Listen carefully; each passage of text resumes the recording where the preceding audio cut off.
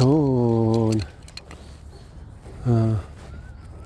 맥스웰의 리더십 불변의 법칙에 희생을 감내하는 리더만이 정상에 오른다. 왜 리더는 앞에 나서서 사람들을 이끌려고 하는 걸까? 이유는 저마다 다르다. 누구나 생존을 위해서, 누구는 돈을 벌기 위해서, 또 많은 사람이 기업이나 조직을 만들고 싶어서 리더가 되려고 한다. 그러냐면 세상을 바꾸기 위해서 대중을 이끄는 사람이 있다. 마틴 루터 킹이 그런 경우다. 위대한 리더의 탄생은, 킹의 리더십은 대학교 시절부터 빛을 발했다. 물론 그는 예전에도 훌륭한 학생이었다. 중학교 다닐 때에 3학년을 골반하고 고등학교에 진학했으며, 고등학교에도 미리 대학 입학시험에 응시해서 마지막 학년을 다니지 않고 네덜란드의 모하우스 칼리지에 입학했다. 18세가 되던 해에는 목사 자격증을 땄다. 19세는 목사 안수를 받았고 사회학사 학위도 함께 따냈다. 그는 펜실베니아의 크루저 신학교에 들어가서 공부를 계속했다. 이곳에 머물 때 그에게 두 가지 때문에 사건이 일어났다. 하나는 중생의 지침이 된 마하트마 간디의 사금과 가르침 대한 메시지를 접한 일이었고, 다른 하나는 동료들 사이에서 리더가 되어서 학생대표로 선출된 일이었다. 이후에 킹은 보스턴 대학교의 박사과정에 다시 입학했고, 그래서 코레스타 스콧을 만나 결혼을 했다. 리더는 늘 희생과 함께한다. 1954년 킹은 엘레가마저 몽고메리에 있는 덱스 아비뉴 침례교회 의해 목사로 부임해서 가족들과 함께 정착했다. 다음해 11월에는 첫 아이도 태어났다. 하지만 평안은 오래가지 못했다. 그리고 또 한 달이 채 지나기도 전에 로자 파스크라는 흑인 여성이 어산에서 백인 승객에게 자리를 양보하지 않았다는 이유로 체포된 사건이 발생했다. 지역의 흑인 지도자들은 그녀를 체포한 행위에 항의하고 흑인 분리 정책에 저항하는 의미로 하루 동안의 몽고메리의 대중교통을 거부하는 운동을 펼쳤다. 이 운동이 성공하자 그들은 몽고메리 근위 형성협회를 조직해서 보이콧을 계속 이어가기로 했다. 흑인 공동체에서 이미 리더로 인정받고 있던 킹은 만장일치로 대표로 선출이 되었다. 이런 해에 접어들면서 킹은 보이콧을 계속 이끄는 한편 도시의 리더들과 협상에 나서 버스 운영 책임자들이 흑인들을 존중하고 승객들이 탑승 순서대로 자리에 앉을 수 있도록 하며 흑인 운전사들을 고용해야 한다는 주장을 펴나갔다.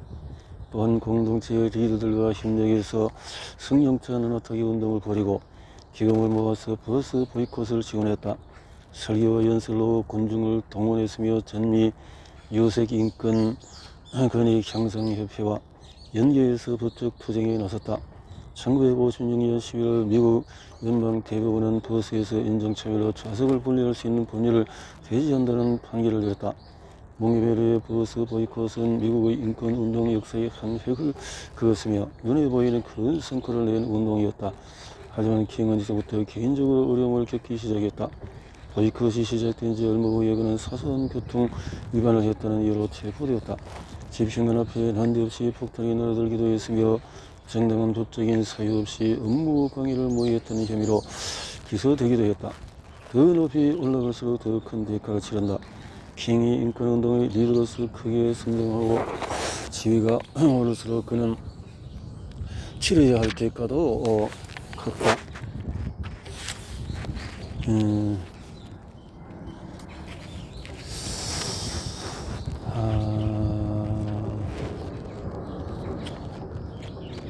이게 이제 희생에 대해서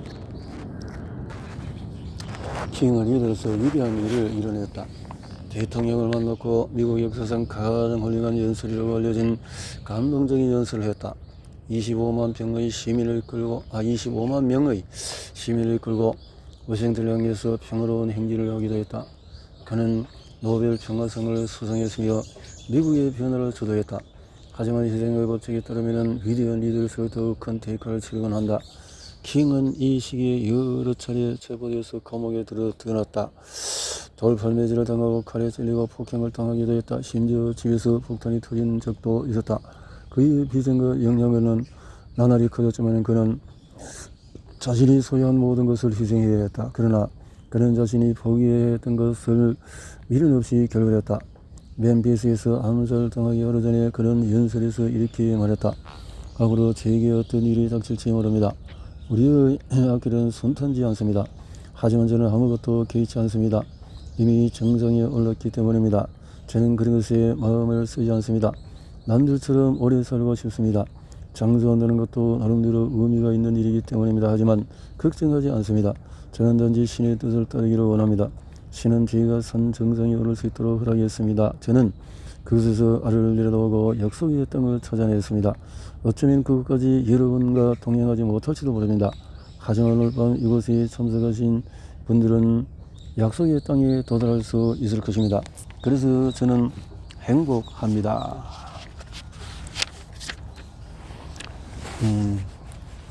그래서 행복합니다. 저는 누구도 두려워하지 않습니다. 내 눈은 주님이 오시는 영광된 모습을 보았노라.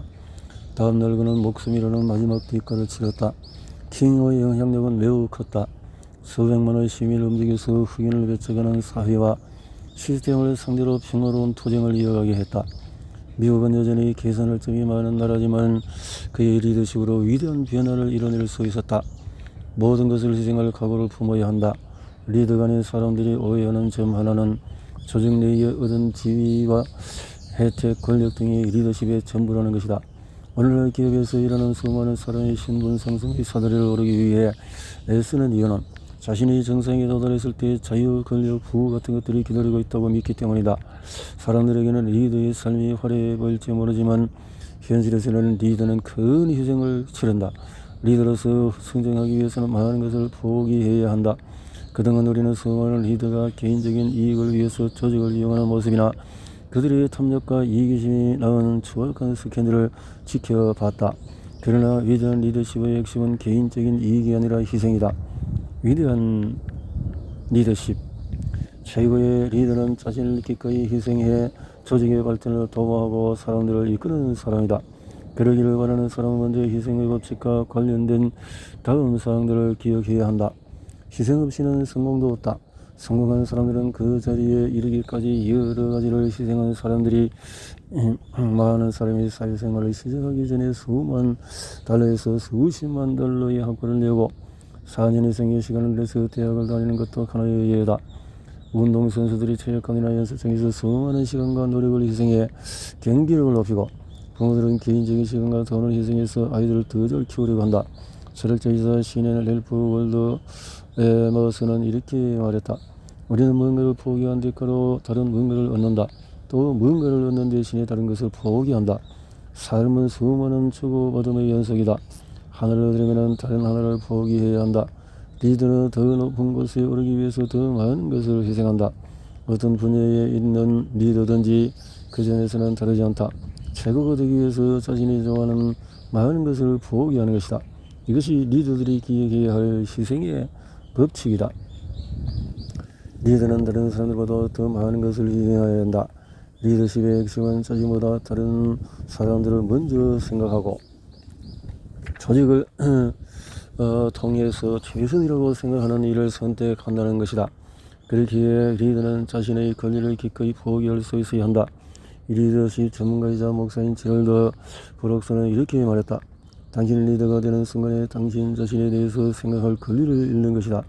아무런 책임을 맡지 않은 사람은 어떤 일을 해도 무방하다 하지만 리더로서 일정 책임을 받아들이는 순간 할 수 있는 일이 제한되기 시작한다. 그리고 책임을 떠안을수록 고를 수 있는 선택지도 그만큼 적어진다.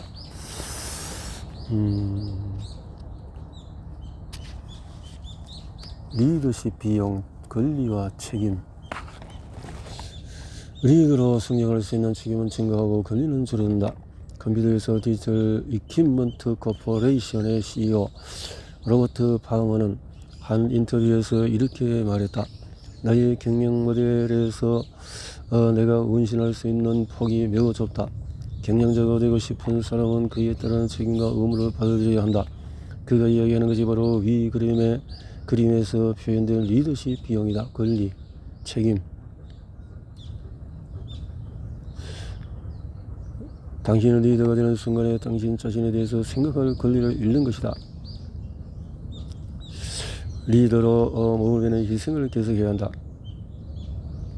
희생의 리더가 된 초기부터 필요하다. 리더십에서 희생은 일회성 사건이 아니라 지속적인 과정이다. 리더로 성장하려면 희생을 감수해야 하지만 리더의 자리에 계속 머물러면 더 큰 희생이 필요하다. 희생이 필요하다. 최고의 자리를 지키기 위한 유일한 방법은 더 많이 희생한다는 것이다. 리더로 성장하려면 희생을 감수해야 하지만 리더의 자리에 계속 머물려면 더 큰 희생이 필요하다. 리더의 위치가 높을수록 희생도 더 크다. 혹시 격려에 참여해 본 적이 있는가? 꽤 흥미로운 경험이다. 새로운 물건이 소개되면 방 안에 있는 모든 사람은 흥분한다. 격려가 시작되면 참가자들이 앞다퉈서 가격을 제시한다. 하지만 가격이 오를수록 입찰자의 수는 줄어든다. 리더십도 마찬가지다. 높은 위치에 오를수록 치러야 할 비용이 커진다. 한 번은 세미나에서 한 사람이 쉬는 시간에 내게 와서 말했다. 저도 선생님 같은 일을 하고 싶습니다. 그는 리더가 발휘하는 영향력이나 많은 청중을 상대로 연설하는 인의 짜릿함 같은 것들을 매력으로 느꼈던 것 같아. 나는 그의 열정을 높이 평가했지만 이렇게 묻지 않을 수 없었다. 당신은 제가 지금의 자리에 오르기 위해서 감수했던 일들을 해낼 수 있나요?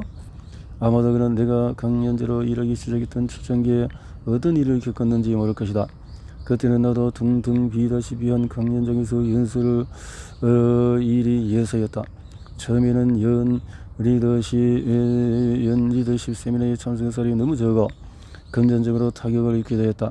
몇 년씩이나 자원봉사자들의 도움을 얻어서 강의에 사용할 물건들을 상자에 포장해서 겨우 세미나 장소로 보내기로 했고, 집에서 멀리 떨어진 공항에서 발이 묶여 옴짝달싹 못한 적도 한두 번이 아니었다.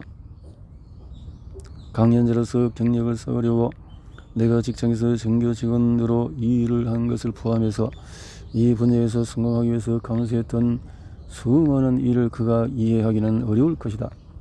리더는 희생하며 위대한 가치를 남긴다. 희생 없이는 성공도 없다. 마틴 루터 킹도 그러했고, 정치에 관심이 많은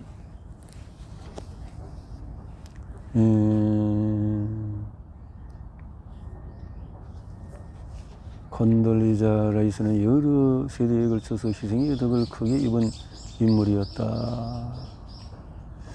라이스의 할아버지가 품었던 교육에 대한 열정은 같은 이름의 아들 존을 거쳐서 손녀인 콘돌리자에게 대물림이 되어졌다. 자신을 위해서도 희생해야 한다. 라이스는 어렸을 때 프랑스어를 공부했고 발리 수업을 받았다. 그리고 아버지에게 미식 축구와 야구에 대해서도 배웠고 피겨 스케이트도 탔다. 그는 열정을 투구하며 기꺼이 많은 것을 희생했다. 다른 아이들은 나가서 뛰어놀 때 학업에 열중했고 피아노를 연습했다. 그녀의 하루 일정은 매우 빡빡했다. 그녀를 가르쳤던 한 교사는 이렇게 말했다. 콘돌리자의 가장 큰 특징은 자기가 무엇을 하고 싶은지 정확히 알았고 이를 위해서 다른 것들을 기꺼이 희생했다는 점입니다. 기꺼이 라이스 부모도 딸의 성공을 위해서 많은 것을 희생했다.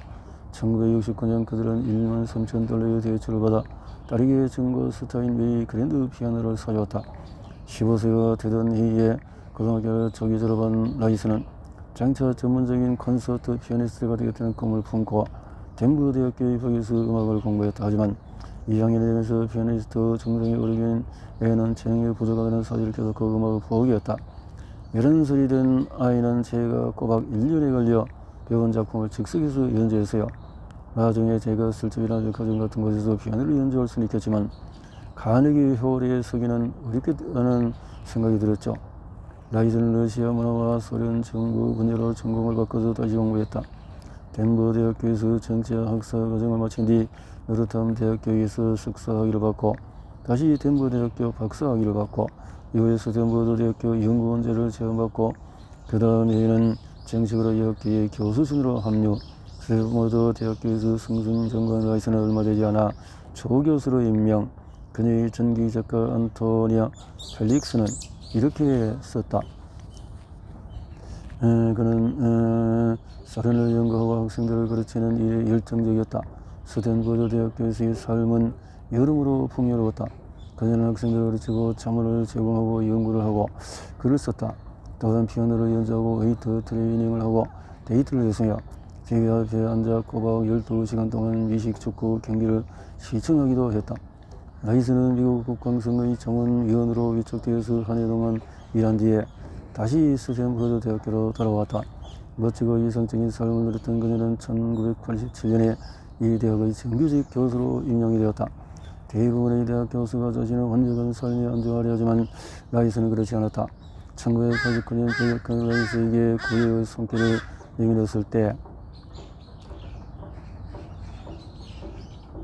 그녀는 제안을 받아서 국가안전보장회의의 소련 및 동유럽 담당 국장으로 취임했다. 당시 소련이 해체되고 있던 상황에서 조지 부시 대통령의 소련 문제 관련 핵심 참모가 된 것이다. 그녀는 독일의 통일 관련 정책을 위반하는 일을 도왔으며 이 주제에 관해서 세계 최고의 권위자 중에 한 사람으로 떠올랐다. 라이스는 1991년 다시 학교로 돌아갔다.